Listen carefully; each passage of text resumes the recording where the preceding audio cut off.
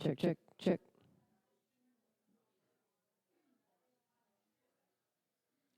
Check, check. Hello, good morning.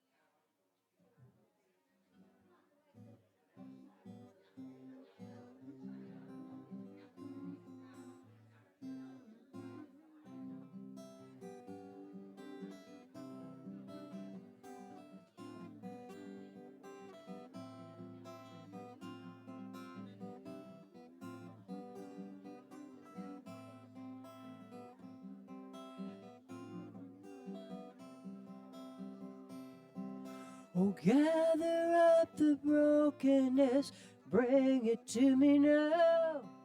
The fragrance of those promises you never dared to vow.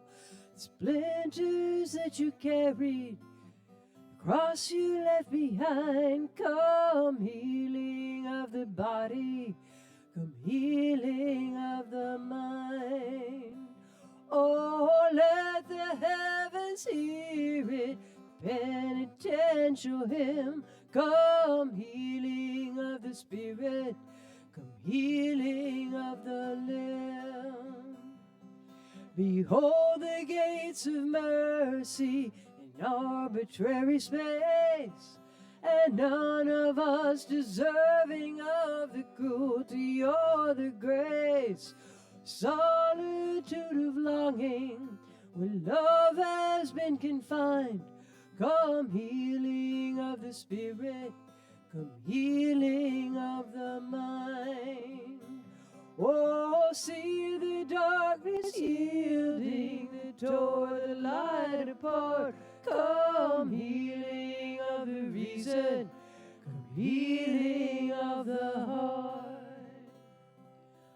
Troubleness concealing an undivided love, the heart beneath is teaching to the broken heart above.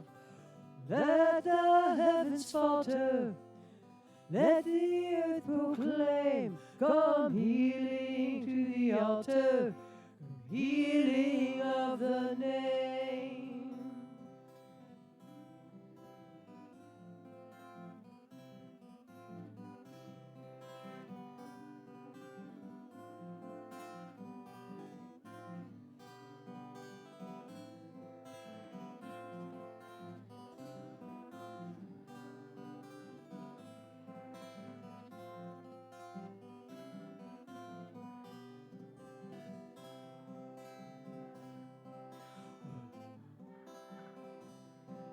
Or longing of the branches to lift the little bud, or longing for the arteries to purify the blood.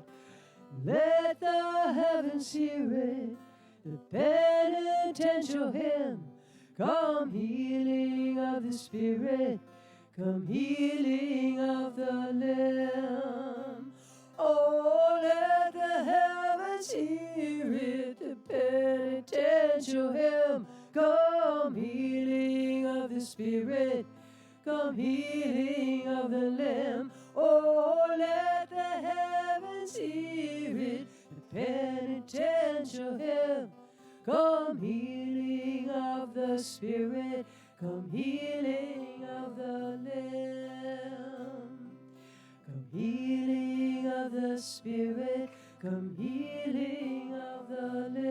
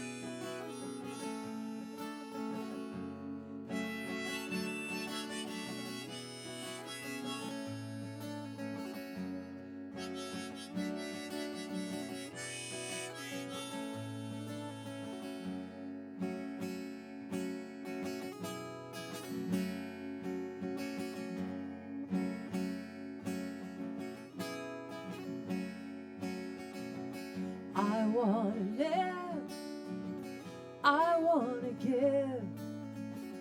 I've been a martyr for a heart of gold. It's these expressions I never give that keep me searching for a heart of gold. And I'm getting old. Keep me searching for a heart of gold, and I'm getting old.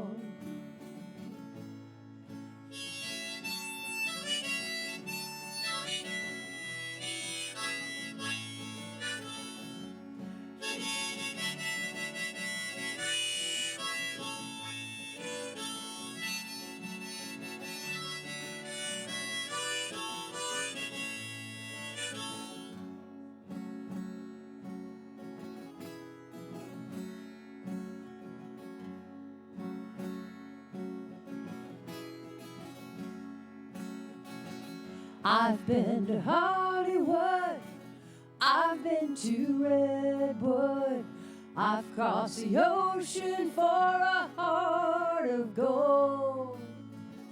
It's been in my mind, it's such a fine line that keeps me searching for a heart of gold, and I'm getting old.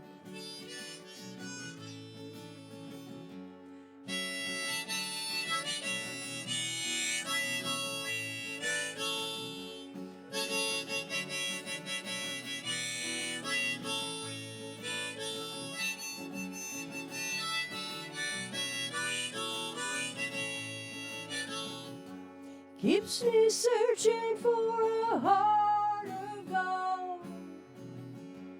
Keeps me searching and I'm growing old. Keeps me searching for a heart of gold. I've been a miner for a heart of gold.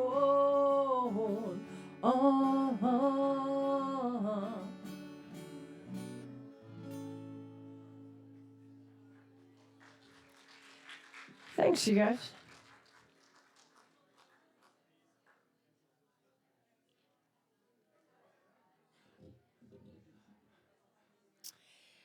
Welcome, all of you. Thanks for giving me a warm welcome. I'd like to have you give an equally or greater warm welcome to our ever effervescent Reverend Ken Wilcox.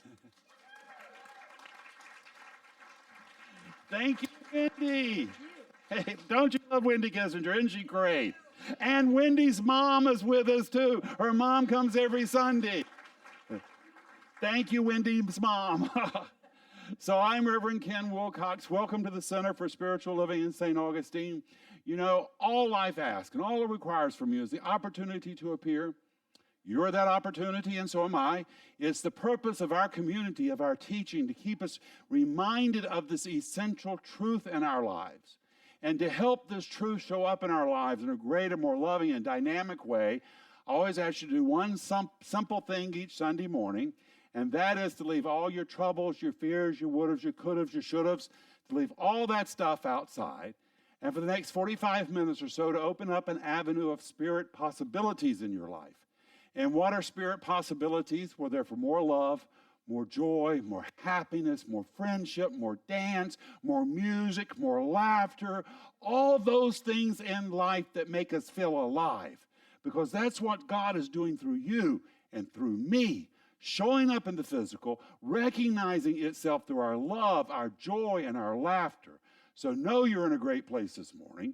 Spirit is going to recognize and reward you abundantly. Well, we're celebrating Father's Day today, so all fathers, if you'd like to stand, we'd like to give you a round of applause. So would all fathers stand for us? Thank you very much. Now, we also have a whole crew. Linda, if you want to come up, we got a crew of newcomers that we want to welcome today. If you'll read them off, I got to get you a mic. Stand over here, Linda.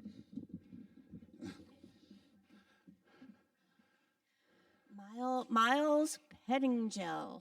Come on up, Miles.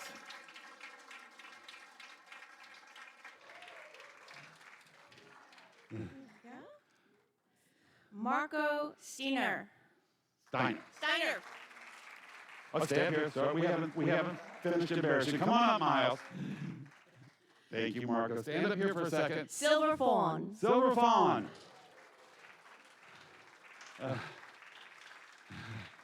Your name tag. Stay up here. Jerry Linton. This is a replacement. You still got to come up. We got to embarrass you anyway.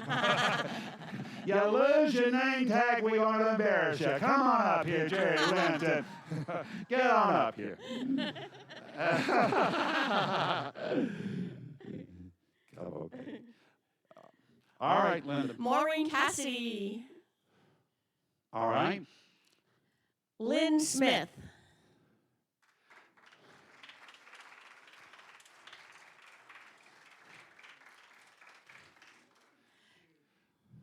Jane Rock. There you go.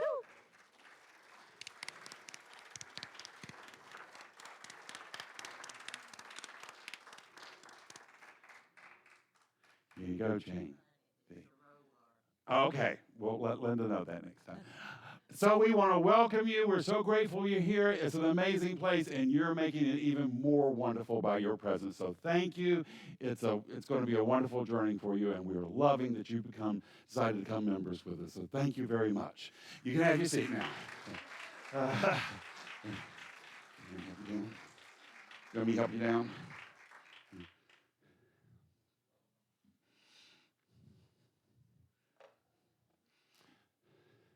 So last week, I don't know if you got a chance to attend, we had a great picnic. It was a lot of fun. Thank you, Pat Conover and the crew that put that all together. We have a baby christening that we're going to do next week. If you never had seen us do a baby christening, it's a wonderful ceremony, so be sure to come to do that. John Waterhouse, who was the president of our national organization, is coming to speak July 25th. So have that on your target. Now, looking way ahead, before COVID, we had an open house Thanksgiving celebration here, where we opened our doors and we bought turkeys, and people came who didn't have a place to go and had a community for Thanksgiving. If you would like to help organize that, if you could talk to either me or Mike Lally or Pat Conover, because I would like to have that happen again, because, you know, we have a lot of people in our community who are far away from family or maybe not have family. It's just a nice thing to do. So keep that in mind. If that's something that interests you, let me know. Well, those are all of my announcements. Wendy, I know you got a great song for us.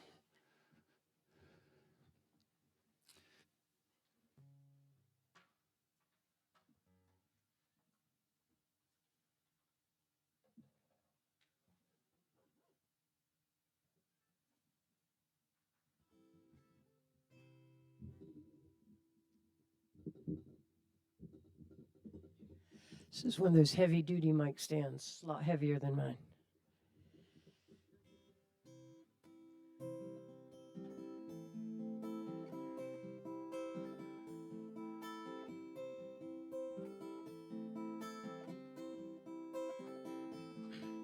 I heard there was a secret chord David played and it pleased the Lord, but you don't really care for music, do ya? It goes like this: the fourth, the fifth, the minor fall, the major lift, baffled king composing hallelujah, hallelujah, hallelujah, hallelujah, hallelujah.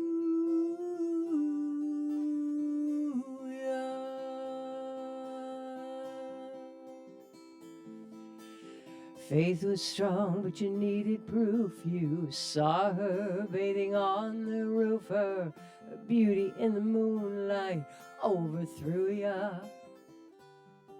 She tied you to her kitchen chair, broke your throne, and she cut your hair. And from your lips she drew the hallelujah, hallelujah,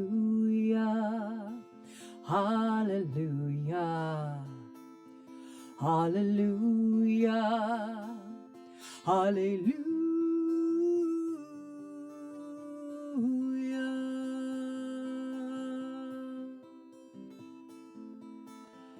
Baby, I've been here before. I've seen this room and I've walked this floor. You know, I used to live alone before I knew ya.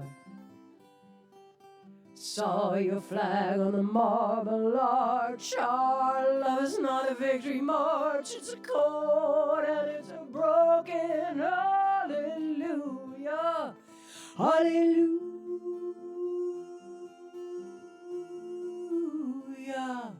hallelujah, hallelujah, hallelujah, hallelujah.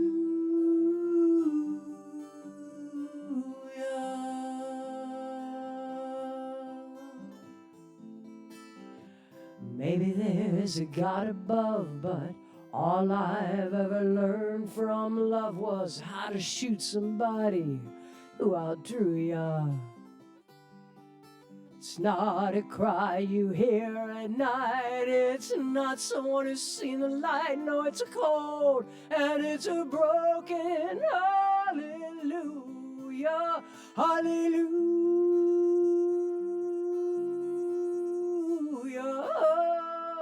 hallelujah, hallelujah, hallelujah, hallelujah, Hallelujah.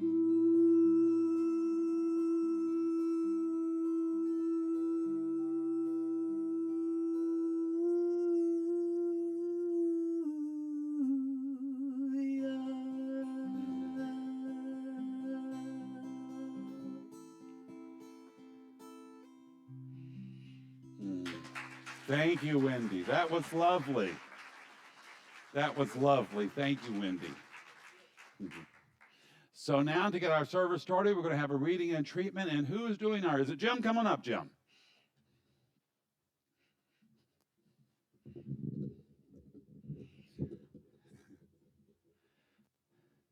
don't know how to deal with this. I'm not holding a microphone.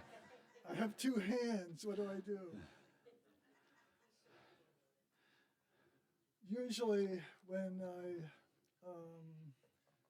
I'm scheduled to come up here and do a prayer and treatment,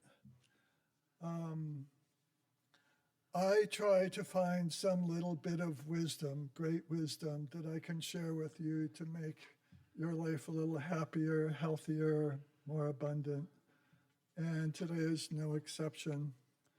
My reading this morning, the first part of it is by Ernest Holmes, who is our founder of this religion. And he has a lot of great wisdom, but sometimes he is very difficult to read, especially in large quantities. I have seen sentences that were like a page long, so it can be challenging. So this is a little bit of Ernest Holmes, and then I have a little bit of wisdom after. One more comment, and that is for any newcomers, he uses the word treatment for affirmative prayer. And affirmative prayer is a little different than traditional prayer. We don't beg for stuff. We affirm a positive, uplifting prayer that actually changes our minds about certain things. So here goes. Treatment removes doubt and fear, lets in the recognition of the presence of spirit, and is necessary while we are confronted by obstacles and obstructions. Every problem is primarily mental, and the answer to our problem will be found in spiritual recognition. So that's his statement, and here's mine. Our world is a reflection of our beliefs. And just this week, I saw a beautiful example of this concept that our world is a reflection of our beliefs. I saw an interview with a lot of Republicans that still believe that the 2020 election was rigged. In spite of all the proof that has come out, they still believe it. So this is just, it's not a political statement. It's just showing that in spite of mounds of evidence, we can keep a thought, a belief that isn't supported by facts. Okay, so let me start over. Our world is a reflection of our beliefs. Inner beliefs create our outer world. Spiritual mind treatment, or affirmative prayer, changes our beliefs, and in so doing, changes our outer world. To attempt to change our outer world without changing our inner beliefs is usually futile. With treatment, we have a tool for changing our beliefs. The question is, do you use it? Have you learned how to change your beliefs? So let's take that thought and go into an affirmative prayer. And an affirmative prayer is in the first person, so I'm going to talk about me.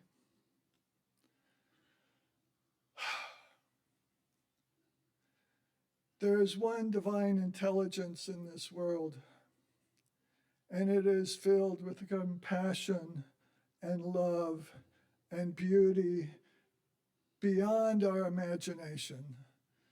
It is so filled with love and compassion and beauty that I can't comprehend it all.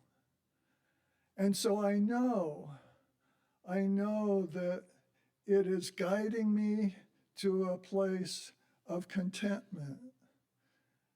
The problem sometimes arises when I don't listen or I don't acknowledge it being there. So today, I know that it's here. I know that it's guiding me, teaching me, loving me, and helping me to understand this complex world of ours. I know that it's guiding me in such a beautiful way that I can maybe help others. And it's guiding me not only to help others, but to be an example of what I can be. So I give thanks to this divine intelligence, for it so often taps me on the shoulder and helps me, even when I don't acknowledge it being there. This divine intelligence is so awesome that I just want to share its awesomeness with others. So I give thanks for this divine intelligence. I give thanks for this center, for it so often is a venue for me to not only express, but to learn from. And I know that Ken's talk today will inspire me to do just that. And I know that every person here will leave this center today with a positive thought that will help guide them to compassion and love and beauty. And I can release this prayer knowing that this is factual, knowing that this is true, simply and easily by saying, and so it is. Thank you. Thank you, Jim. Wendy, do you want to play a song for us?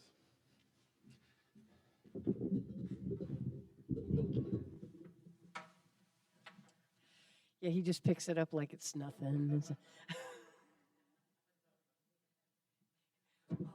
Way to make me look weak. No, way to make you look strong.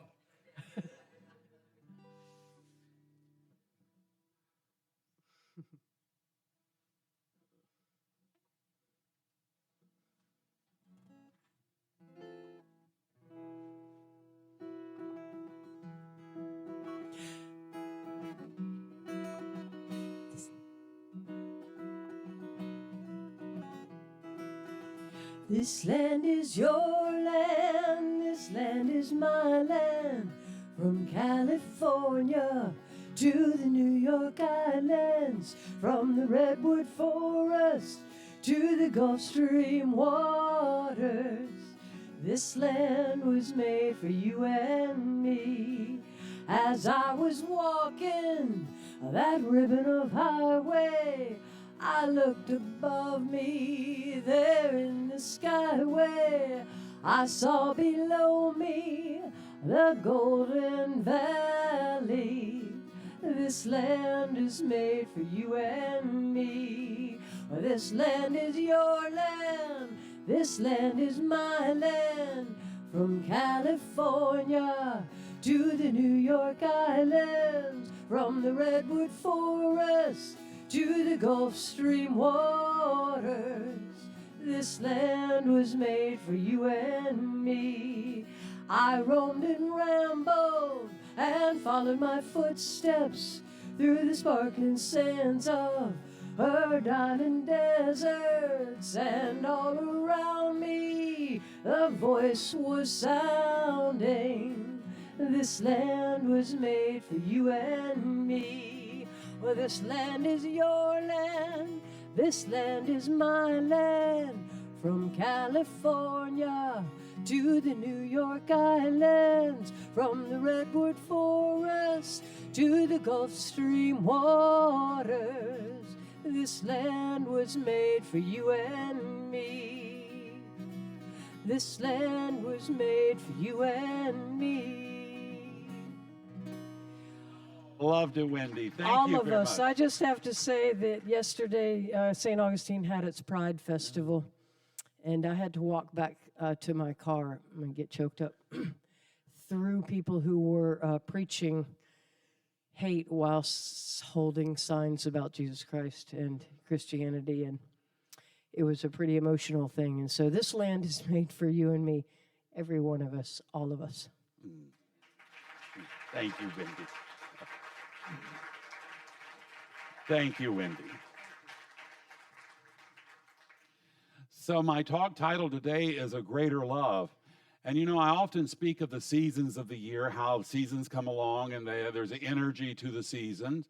Now we're well into the summer months, and we want to embrace that energy. It was great that we had the picnic the other day.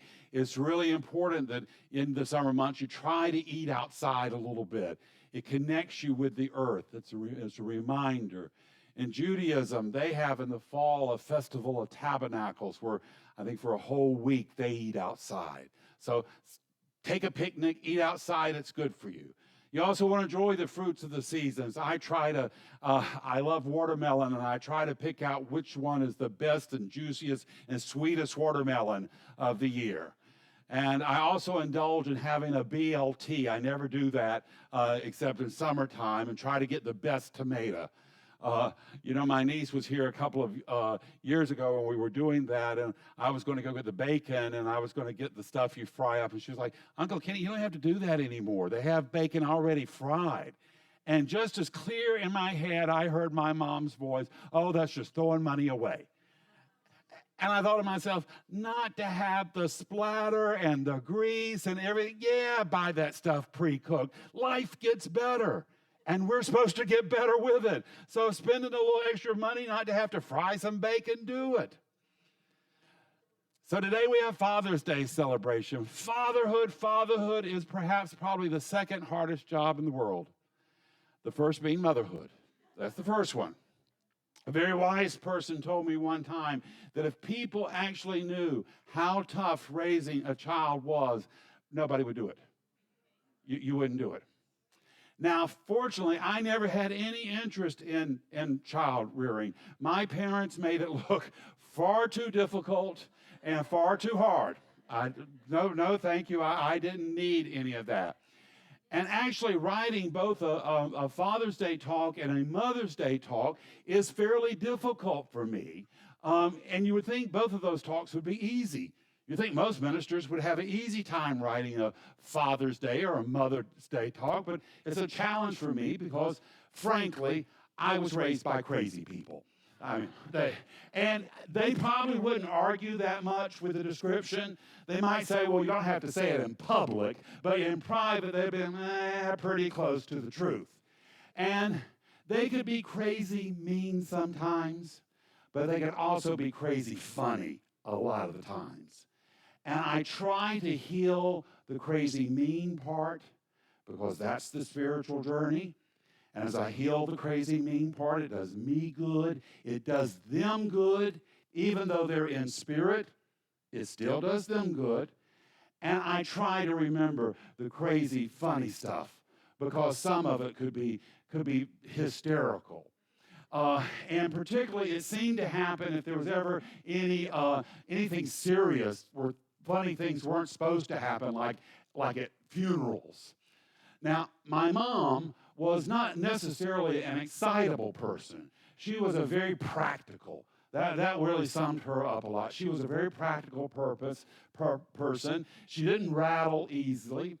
But I've heard this story from two people, so I know you're going to think the story sounds fantastical, but I've heard it from two sources, so I think this is about accurate. It had to do with my grandfather's funeral.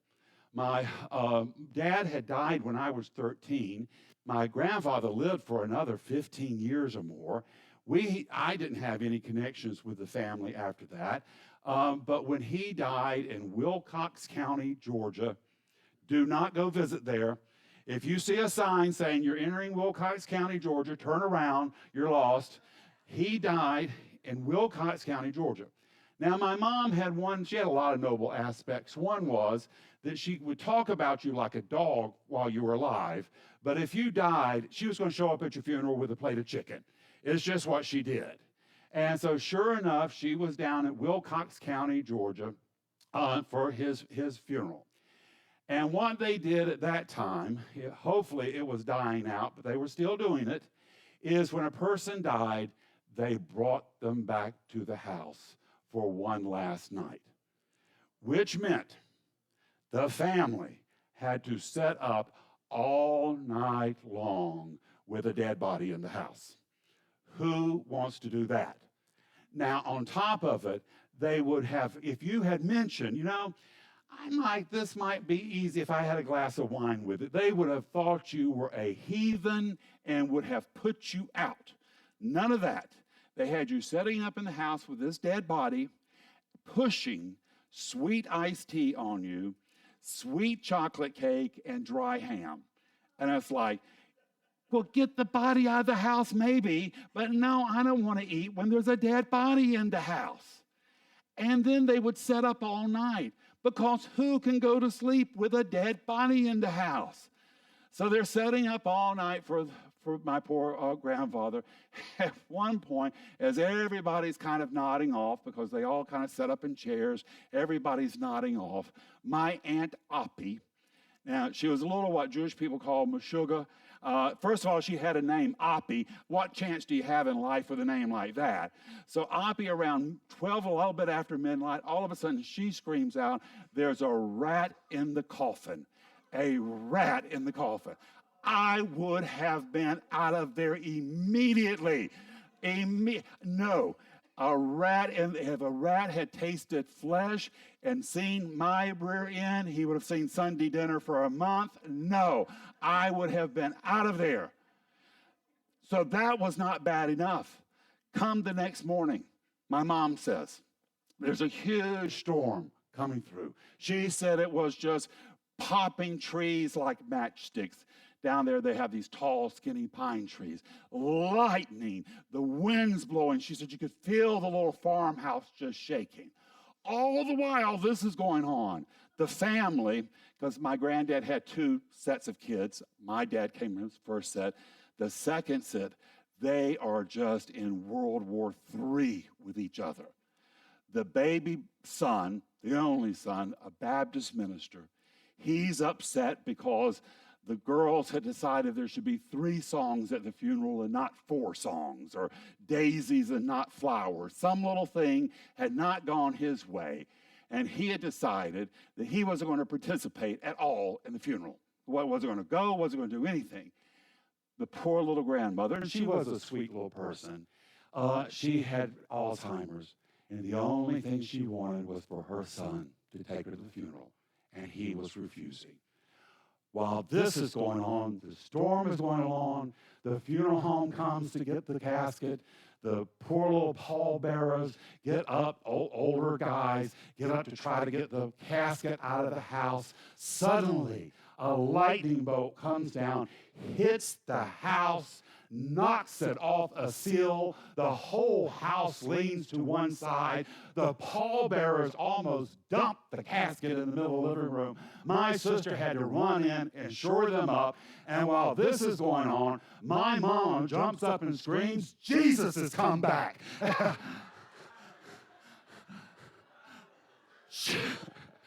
She wondered, I asked her, I said, "Why would you say that?"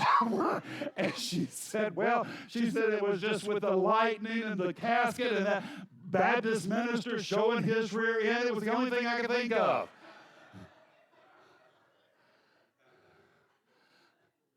So that's what I came from. That's what I came from. Now, my dad, I almost had no relationship with him. I really didn't. He had a lot of trauma, and I have compassion for him. Gone through World War II, had a major heart attack when I was 3, and then to cap it all off, he started going to a church that just preached hellfire and brimstone. That's all they could talk about, and it literally scared the bejesus out of him. It really did. And so he couldn't enjoy life. So I didn't have that dad experience, but I love seeing it. I love hearing about it, because being a great parent and being able to go out to raise a kid, to go out into the world and to say, I've got something to contribute, to raise a kid that has that kind of courage, you're doing something amazing. That's an amazing gift to give the world. I don't know if you saw it this week or not. It was one of my guilty pleasures in the summer is watching America's Got Talent. I love it. And what you do is you record it, and then you zoom through the acts so that you don't have to listen to all their stuff. This kid, he's got cerebral palsy. He can't speak. He has to talk with a voice recorder. He's a comedian, and he brought the house down. He brought the house down. How? Who was able to raise him with a disability? I mean, he's a severe disability, but raised him with enough power to say, you can go out and you can make people laugh and forget about their troubles. That's amazing. So check him out. He's done a great job. Being a parent and going, I think one of the most miraculous things is when you're a parent and you go from that parental role to role of friendship, of more equal. Boy, that's high alchemy. When you can take advice or give advice to your kid, grown kid, sometimes take advice from the grown kid, that's a really empowering thing you do for your children. When you start listening and taking their advice, that's a very empowering thing. But when you can operate as friends, that's sparking on enlightenment. That's sparking on enlightenment. That's powerful stuff for both the parent and the child. It's powerful. Now, don't berate yourself if you don't have that with your kids, because families are funny things. Families are funny things. Children come into this world with a factory setting. They really do. You can add to, you can delete something, but a lot of the operating system is already written in the hard drive. Yeah. I saw an interesting philosopher that I really like, Viktor Frankl. His main book was Man's Search for Meaning. It's a really great book to read. I watched a video of him this week, and he said that we can gain enlightenment in several ways. One thing, we can recognize beauty. He says you can produce beauty. He said, but also, he said, if you have a relationship where you really get to know and love the other person for their God-given uniqueness, he said, that's enlightenment. Where you get to know and love a person just as they are. No need to improve them, no need to change them, but with all their great talents and gifts and flaws and crooks and nannies, to love that all. He said that's enlightenment. Khalil Gibran, he said, your children are not your own. He says they are sons and daughters of life longing for itself. They come through you, but not from you. And he says, though they are with you, they don't belong to you. And I think that's got to be the toughest challenge, is to encourage a child to see something, to encourage a child that has a talent or a personality or a trait that you may not understand, but still encourage it. Because you see, life is forever growing. Life is forever evolving. So if you have children and they grow up and get out into the world, they are supposed to get to some place where their thinking is new to you. That's the way it's supposed to work. And to be able to accept that and honor that, I think is really powerful. I heard a great story on NPR. This was several years ago. And it was about a guy. He had grown up in the 50s in the farmlands of Iowa. He had grown up on a farm. He went to a little small school in this community. And when he got to college, he had some older brothers. When he got to, high school, he got involved in the drama club. Well, the drama club came along and they wanted to put on Shakespeare's Twelfth Night. And so he decided to take the role of Pan, the little woodland sprite. And he went all for it, the makeup, the glitter. He went all out. When his oldest brothers saw him getting ready for the performance, they called their dad. And they said, "You better get up here. Joey's about to make a fool of himself. You better get up here and you better do something about it." So Joey's out in the schoolroom, and he sees his dad coming up.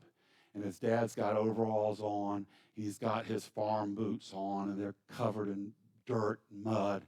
And when his dad comes into the schoolroom, Joey runs around to the auditorium so he doesn't have to be with him. He's embarrassed by his dad. So the performance went fine. Dinner that night was fine. He's in his bedroom doing homework. His dad comes in and talks to him.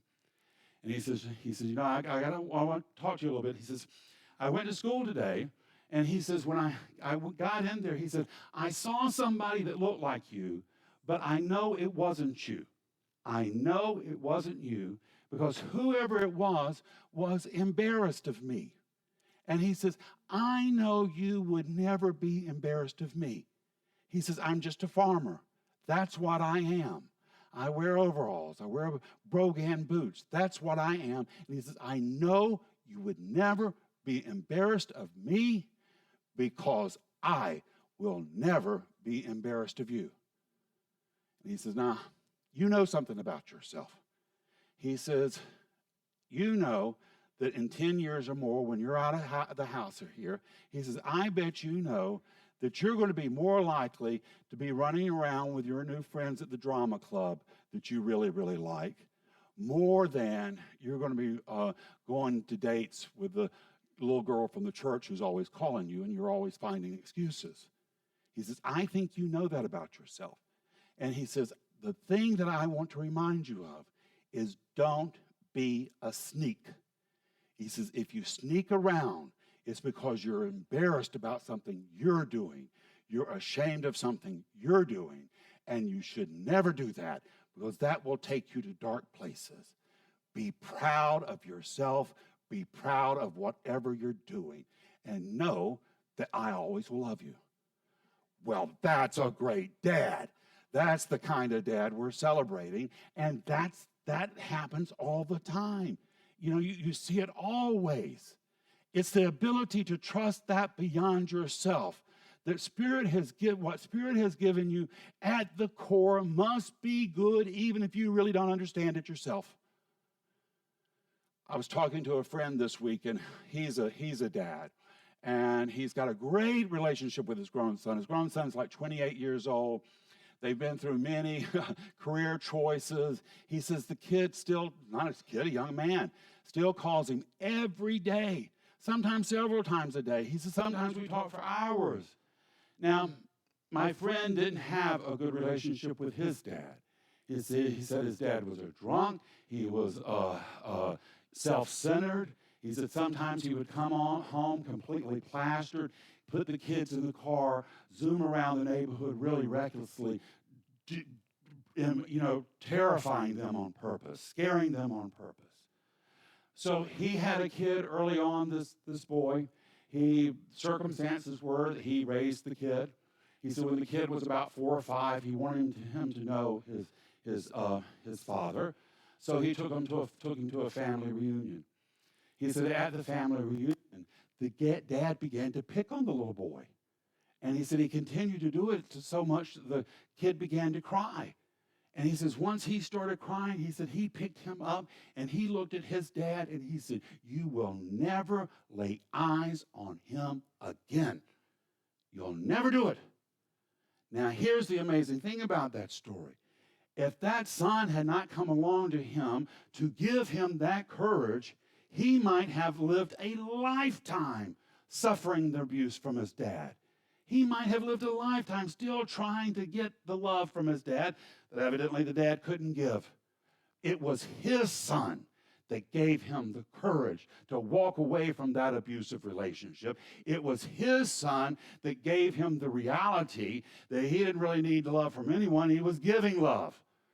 You want more love in your life? Give more love. That's the key to it all. This is the whole mystery of life, how something can be no thing and now is something. You can come from a place of no love. You can create a life where love is overflowing in your life. This is the alchemy of spirituality. It's the Eucharist, what the Catholic priest does. This thing was bread, and it was wine, now it's body and blood. What was no thing can become something, and something through our love. It's wonderful to me. I look for examples of parents that somehow know how to be great parents, even though they didn't have great parenting. To me, this is proof. This is proof of the supremacy of love in our universe. Because where does that knowledge come from if it does not come from the mind of God? Where does it come from? Dr. Holmes, he, the founder of our teaching, he says it comes from our spiritual being of divine love, of infinite possibilities. He said, within the heart of God, everything is already perfect. Jesus called this the kingdom of heaven, which is to come. It is coming. And I don't care how dark the night might be. I don't care how much turmoil the world may produce.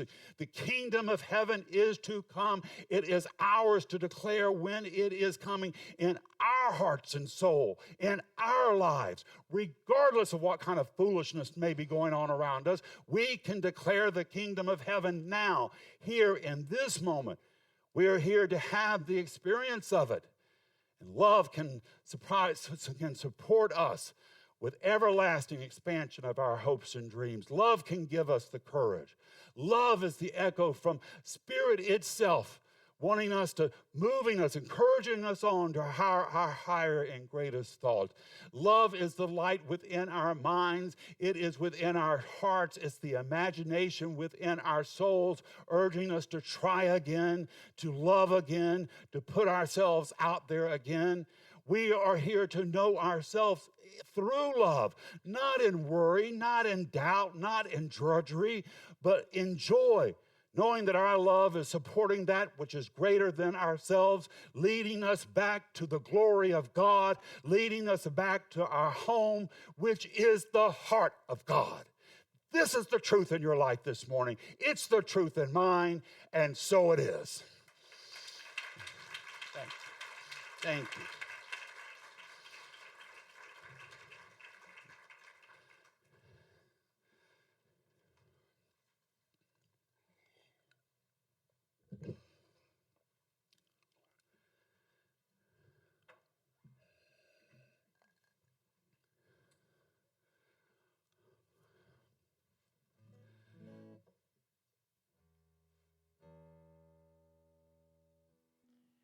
Darn capo throws off my tuning. My apologies.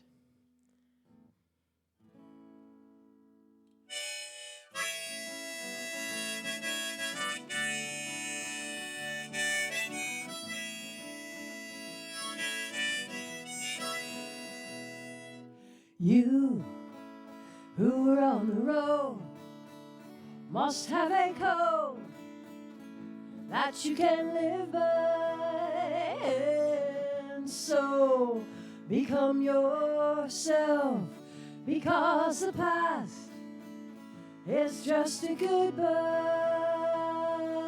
Teach your children well, their father's hell is slowly going by, and feed them on your dreams, the one they picked, the one you'll know by. Don't you ever ask them why. If they told you, you would cry. So just look at them and sigh. I know they love you.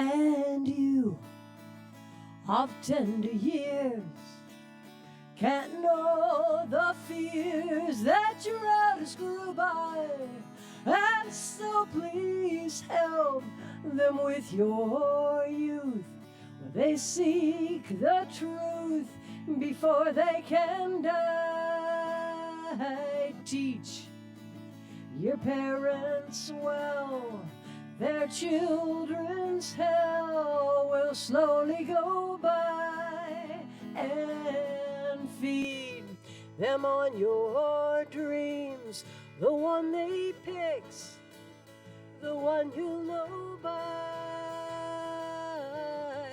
Don't you ever ask them why. If they told you, you would cry. So just look at them and sigh. I know they love you.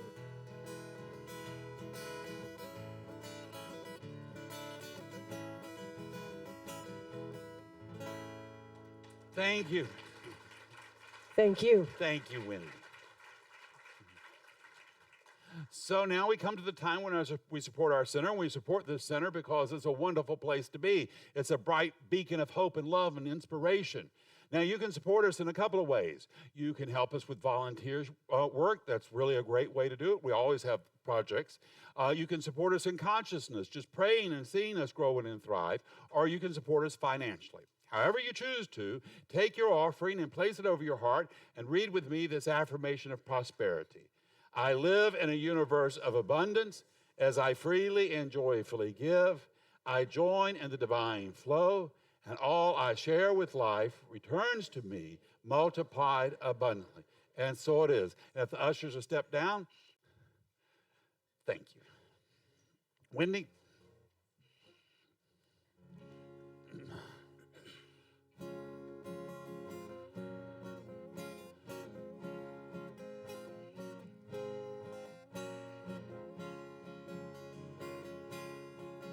When I find myself in times of trouble, Mother Mary comes to me, speaking words of wisdom, let it be. And in my hour of darkness, she is standing right in front of me, speaking words of wisdom, let it be. Oh, let it be, let it be, let it be, let it be.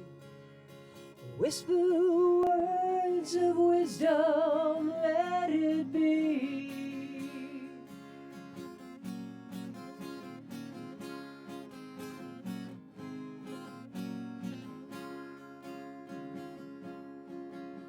And when the broken-hearted people living in the world agree, there will be an answer, let it be. And though they may be parted, there is still a chance that they will see. There will be an answer, let it be. Oh, let it be, let it be, let it be, let it be. There will be an answer, let it be. Oh, let it be, let it be, let it be, let it be. Whisper words of wisdom, let it be.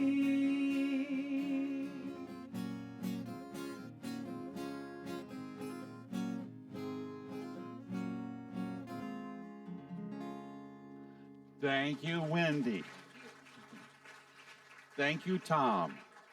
And thank you for your support. Your support is allowing us to be a beacon of hope and love and inspiration for the whole world. And it's helping you, it's helping me, it's helping the whole world. And we're doing our part, and Spirit is grateful for it and responding to us. So thank you. We bless it, we release it, knowing it does its good and powerful work, returning to us multiplied abundantly. And together we say, and so it is.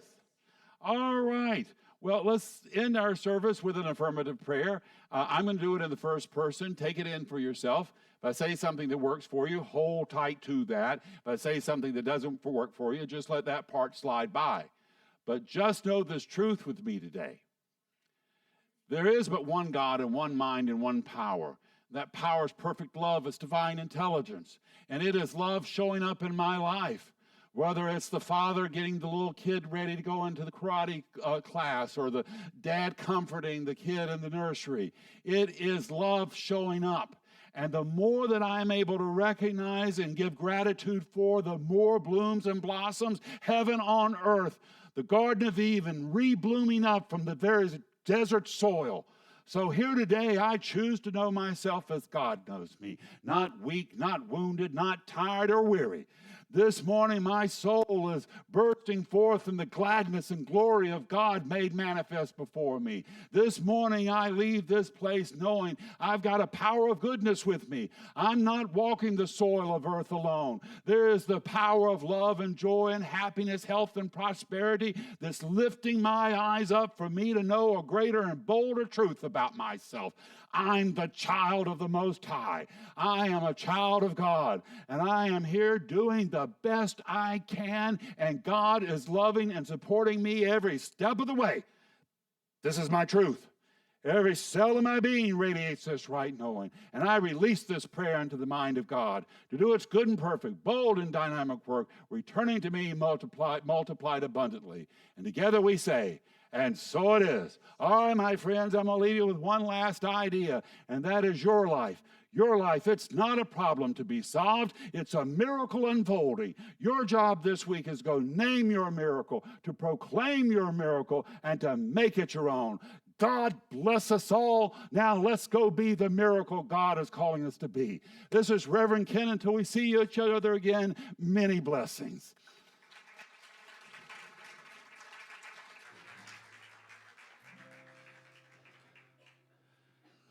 Just give us some lyrics up here. I don't think anybody here needs them, but sing with me.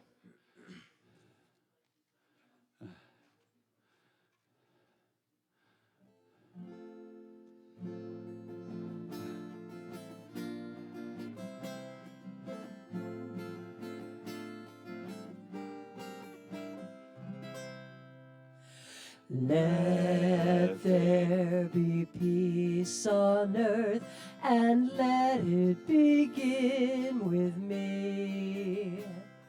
Let there be peace on earth, the peace that was meant to be, with God as creator, family all are we.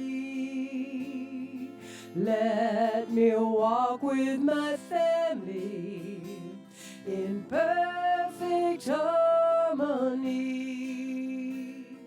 Let peace begin with me. Let this be the moment now. With every breath I take, let this be my joyous vow, to take each moment and live each moment in peace eternally.